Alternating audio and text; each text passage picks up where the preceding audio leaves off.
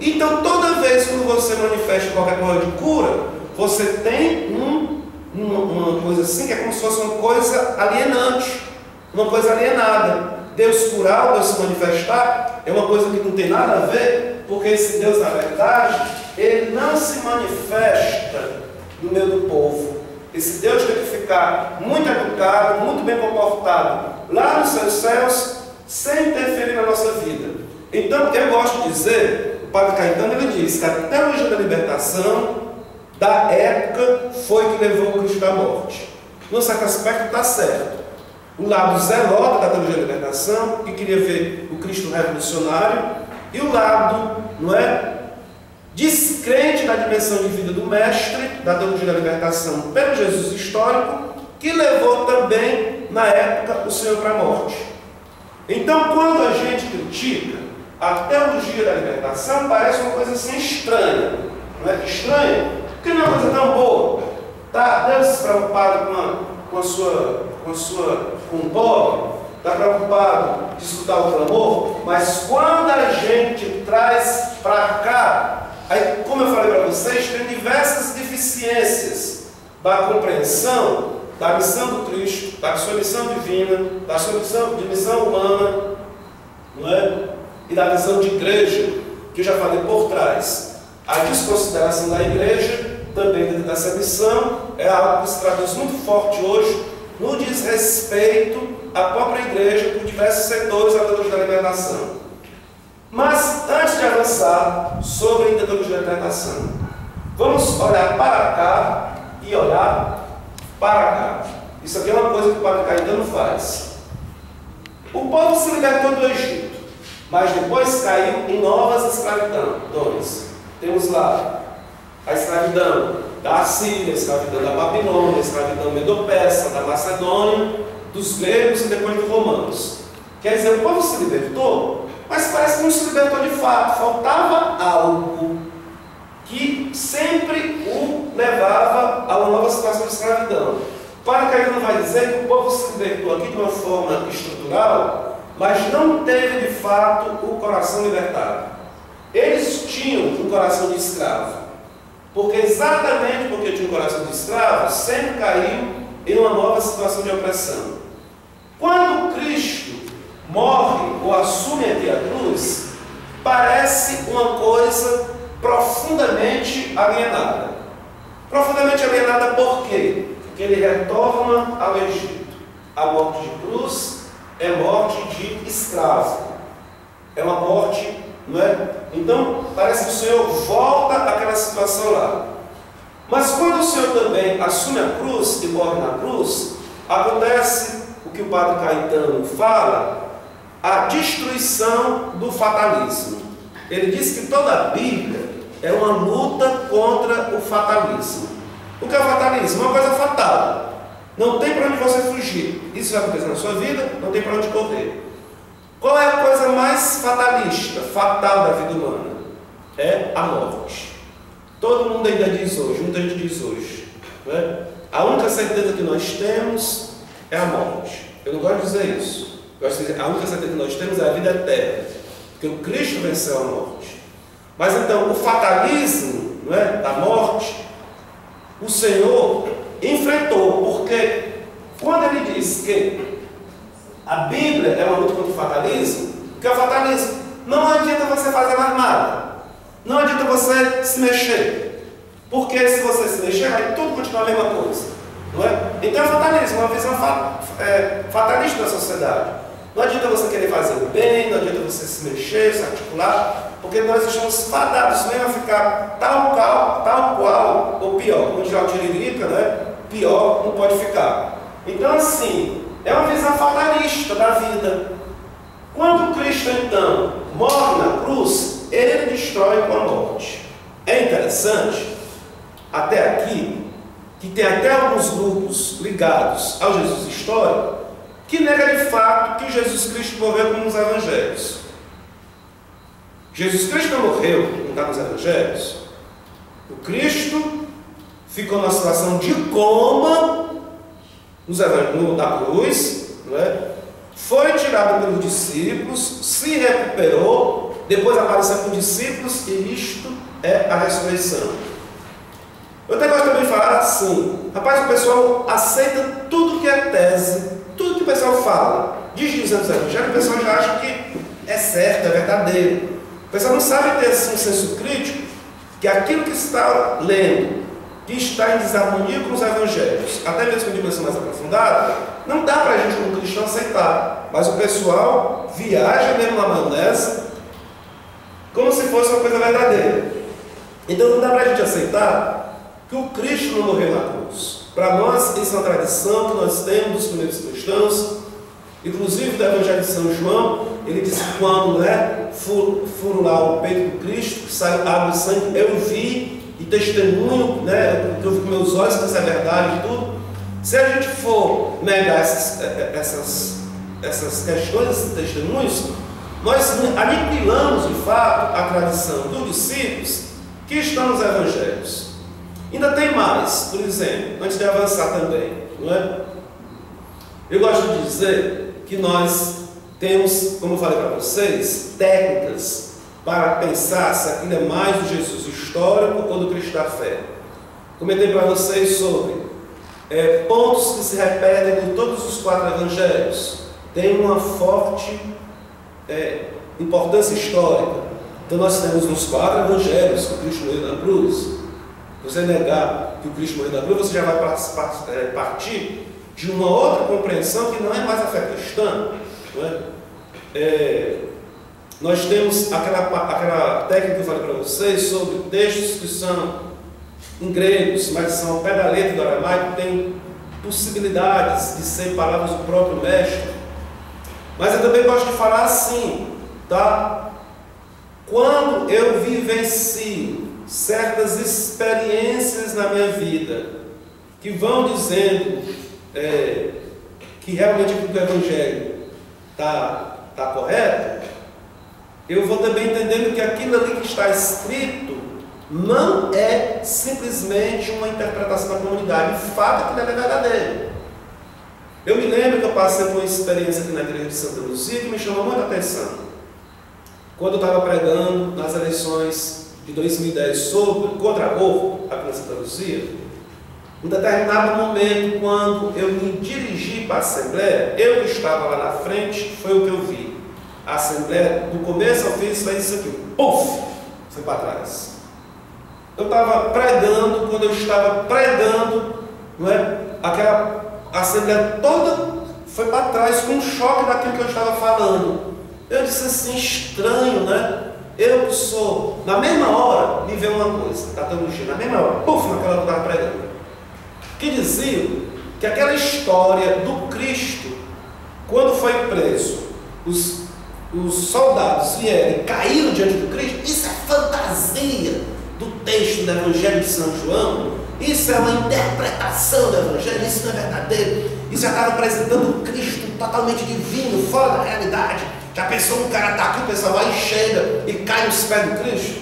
Aí eu ficava pensando, naquela mesma hora me veio essas teses, porque eu fiquei pensando, rapaz, um pobre pecador como eu prego, a comunidade sente um impacto, quanto mais de fato você está na presença do mestre, o impacto que a pessoa do nosso causava.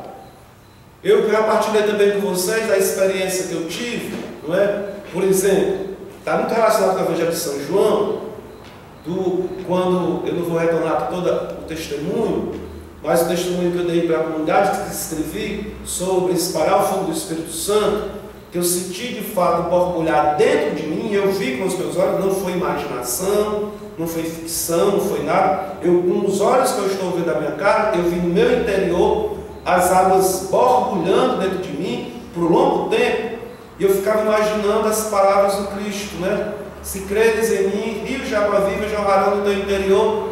Eram palavras dos Evangelhos de São João. Naquela época não tinha leitura sobre a questão de Jesus histórico, fui ter depois. Mas o pessoal desfaz muito do texto do Evangelho de São João, que foi escrito posteriormente, não sei o quê, já foi invenção da reinvenção, mas a experiência que eu tenho é que, de fato, aquelas palavras são verdadeiras. Aí me vem também muito isso. O problema é que muitas vezes as pessoas não têm experiência de Deus e ficam falando de Deus sem saber quem é.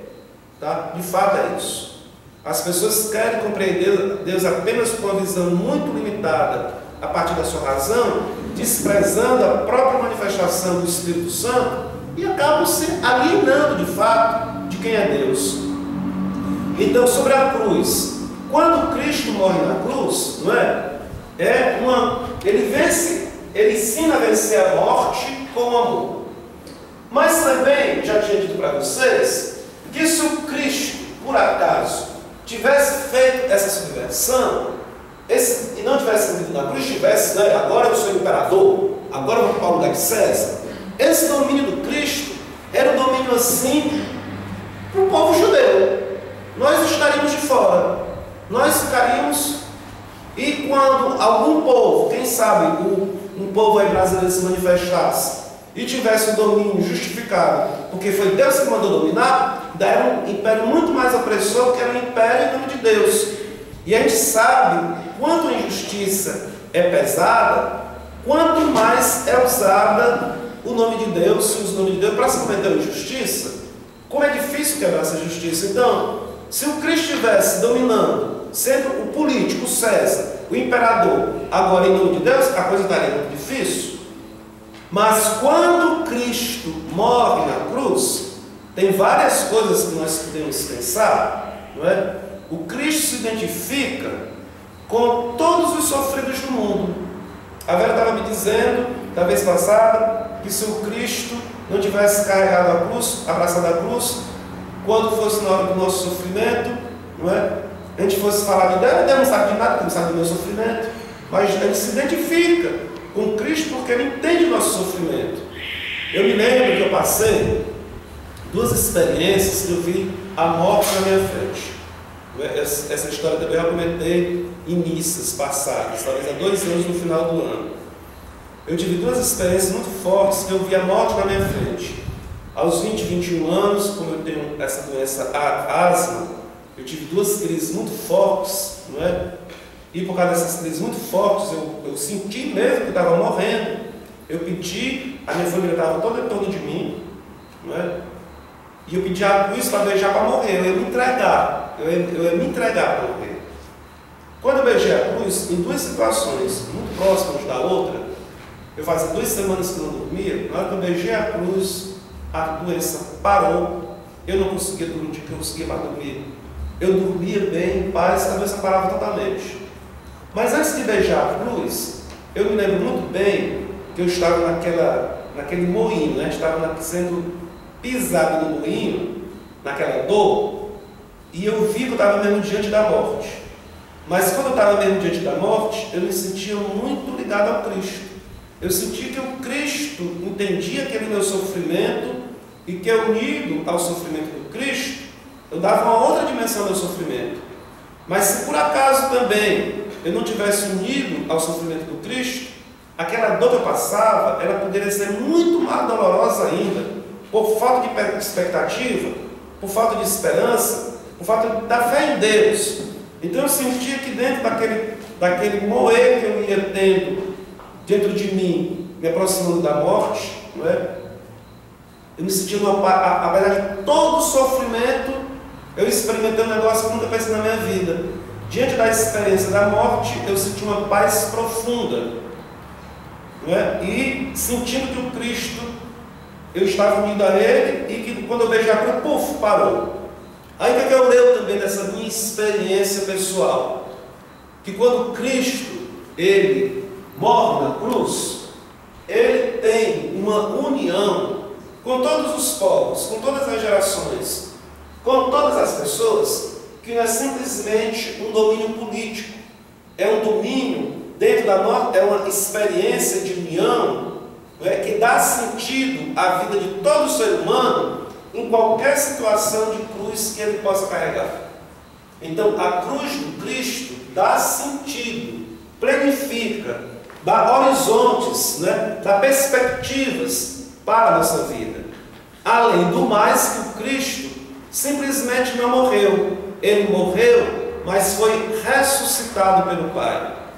E o Cristo morrendo, Ele nos ensina também como nós podemos entrar na vida eterna. O Cristo morrendo também ele diz aqui que é preciso acontecer na leitura do Padre Caetano uma conversão do coração. Só se abraça a cruz, de fato, se tem uma conversão profunda do coração. São Paulo que diz: os judeus esperam sinais, os gregos esperam a sabedoria, e nós anunciamos a cruz do Cristo. Não é? Loucura para os judeus, escândalo para os gregos, mas para nós, força de Deus. Porque aquilo que é fraqueza de Deus é muito maior que qualquer força humana. Então, quando a gente também abraça essa cruz do Cristo aqui, significa começar um momento novo na nossa existência, na nossa vida. E esse momento, que é marcado pela nova aliança, a Páscoa do Senhor, ela é uma perspectiva de libertação, porque o Cristo também vai dizer: se eu vos libertar, sereis verdadeiramente livres. O Padre Caetano, ele joga também muito duro nisso aí. Ele diz, na verdade, que Nosso Senhor não veio trazer novas estruturas. Nosso Senhor não deixou novas estruturas. Poderíamos pensar um pouco sobre isso, se deixou de fato ou não deixou. Ele diz que quando Jesus Cristo morreu na cruz, ele simplesmente indicou uma renovação, uma mudança, uma conversão de coração, do coração de escravo para o coração verdadeiro de filho de Deus. Então, essa perspectiva aqui da morte do Cristo é algo que a gente tem que se perguntar, a gente tem que matutar, a gente tem que refletir sobre o que o Cristo veio acrescentar na sua aliança em relação à aliança do Antigo Testamento. Eu também tenho as minhas reflexões pessoais. Eu não paro lá no que o Padre Caetano diz. É claro que o Padre Caetano é uma figura, diante do que o pobre coitado que eu sou, né? O Padre Caetano tem uma grande autoridade, eu sou apenas uma pessoa que fica pensando pelos meus botões. Mas eu gostaria de dizer que na aliança, na nova aliança, também está inserida essa perspectiva da primeira, só que está aprofundada. Quando o Senhor também nos traz essa conversão do coração, é claro que as pessoas que têm uma conversão profunda do coração haverão de manifestar um mundo novo. Inclusive o Marx dizia uma coisa muito interessante sobre os cristãos. Os cristãos, nesses primeiros momentos aí, eles eram o espírito de uma sociedade sem espírito e anti-espiritual.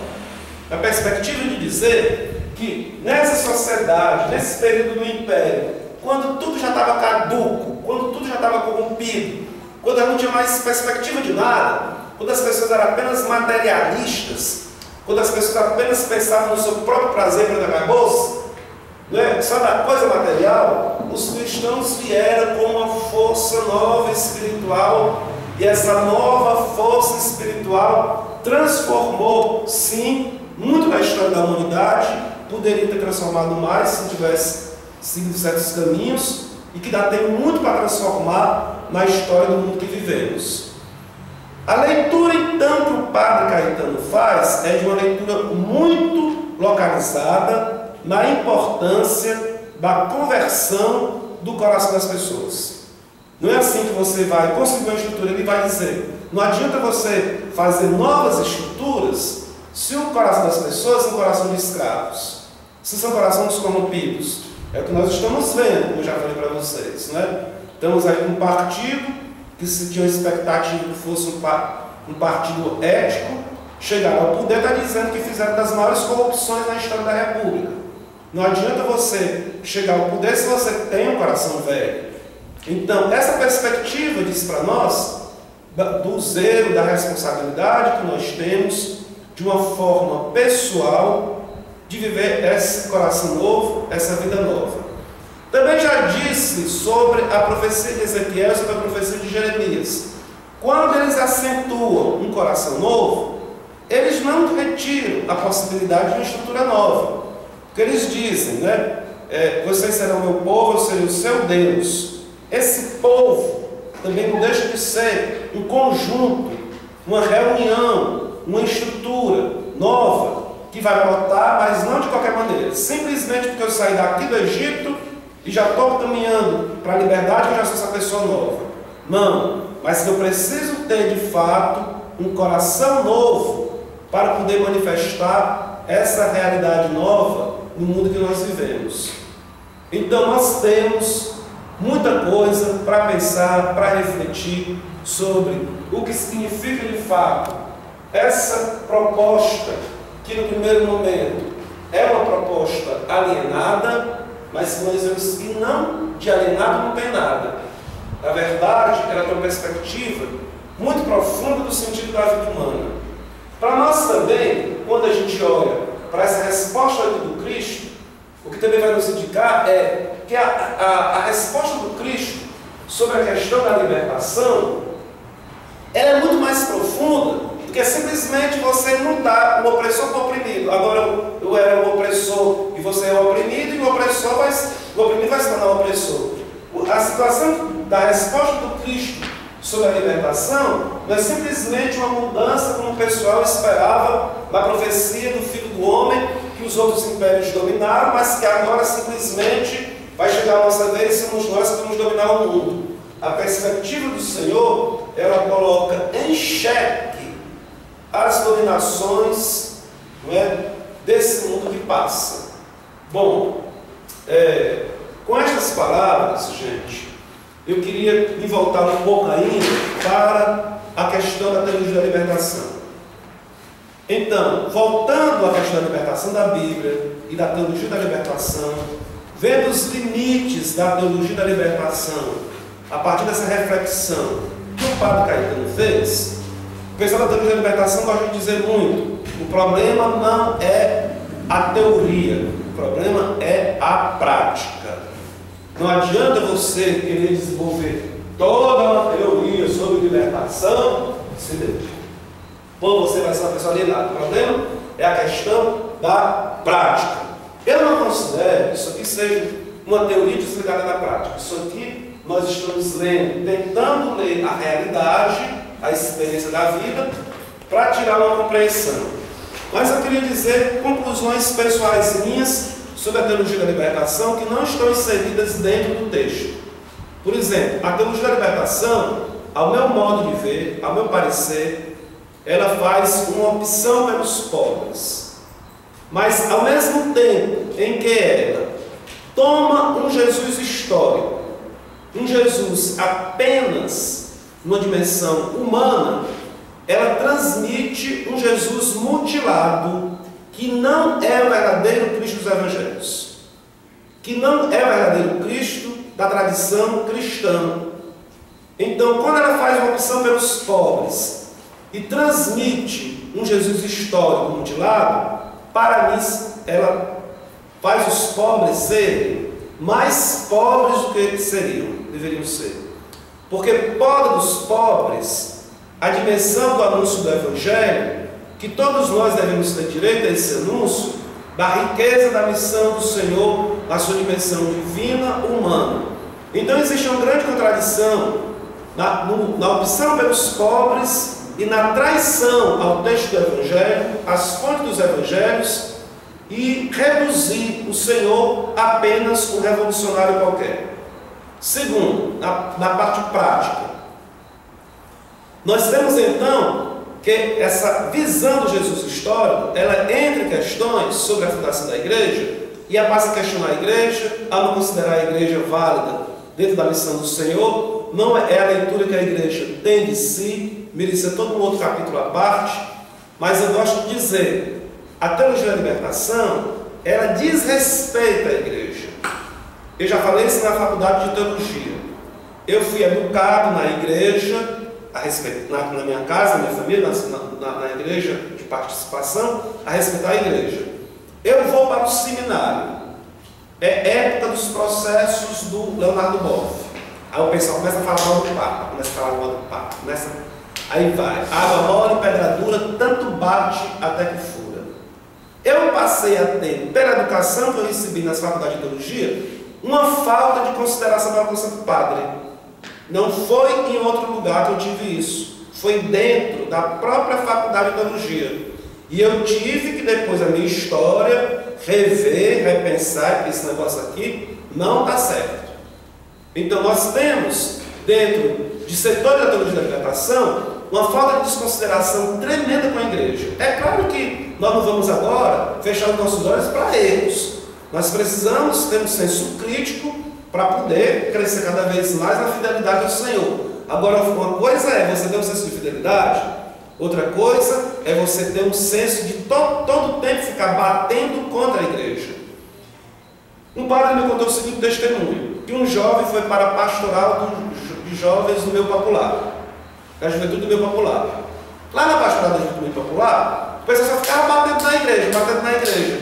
O jovem foi para a pastoral da juventude do meu popular, de tanto ouvir falar mal da igreja, acabou saindo da pastoral, não acreditando mais na igreja.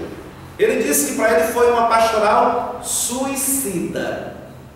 Nós temos diversas situações em que as pessoas começam a se envolver com a teologia da libertação e depois entra mesmo numa situação de pastoral suicida. Aqui mesmo na nossa paróquia nós temos pessoas que passaram por esses cursos ligados a Jesus História, que nem participaram da missa vem, como eu disse para vocês, perderam a fé.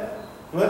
Então é muito interessante, você vai para a igreja para aprofundar a fé, para servir ao Cristo, aí depois você volta pior do que entrou, sai pior do que entrou. Que tipo de igreja é essa que você está fazendo, que você só faz detonar? Outra coisa que eu coloco também, sobre a teologia da libertação. A teologia da libertação, ela fala tanto na defesa da vida, não é? Nós temos aqui no texto que Deus escutou o clamor do seu povo. Cadê a palavra da teologia da libertação a favor da vida, dos embriões e dos fetos?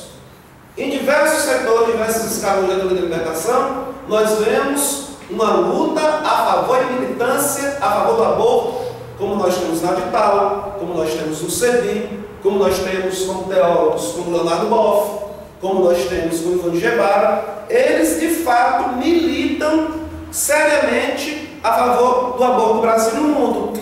Então, como é que você é uma teologia que fala em defesa de Deus e se coloca contra a vida?